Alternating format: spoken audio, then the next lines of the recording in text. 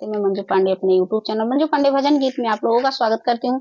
एक प्यारा सा समधी को गाए जाने वाला एक गारी गीत लेके आए हैं। आप लोग को कैसा लगेगा प्यारा प्यारा कमेंट करके बताना। चैनल पे नया है तो चैनल को सब्सक्राइब करना, वीडियो को लाइक करना, शेयर करना और फुल वॉच करके देखिएगा। अपना प्यार दुलार आशीर्वाद हमें देते रहिएगा और हमारे चैनल का सपोर्ट करिएगा और अपना प्यार दुलार कम मत करिएगा।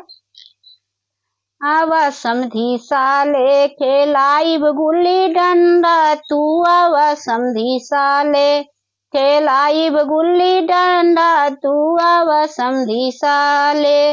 आपकी बहनी छैल छबीली मेरे पापा गुंडा, आपकी बहनी छैल छबीली मेरे पापा गुंडा, खेलई है गुल्ली डंडा, खेलई है गुल्ली डंडा, तू आवा समधी साले खेलाइब गुल्ली डंडा, तू आवा समधी साले, तू आवा यगुआ साले खेलाइब गुल्ली डंडा, तू आवा यगुआ साले।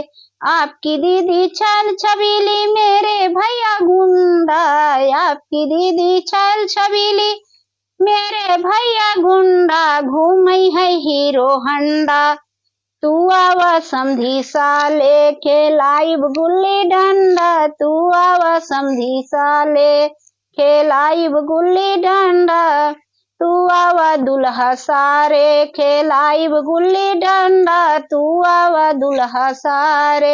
आपकी दीदी छैल छबीली मेरे भैया गुंडा, आपकी दीदी छैल छबीली मेरे भैया गुंडा, खेलई है गुल्ली डंडा, खेलई है गुल्ली डंडा, चढ़ाई है हीरो हंडा, तू आवा दुल्हा सारे खेलाइब गुल्ली डंडा, तू आवा दुल्हा सारे खेलैब गुल्ली डंडा, तू आवा दुल्हा सारे। गारी गीत कैसे लगी आप लोग कमेंट में जरूर बताइए।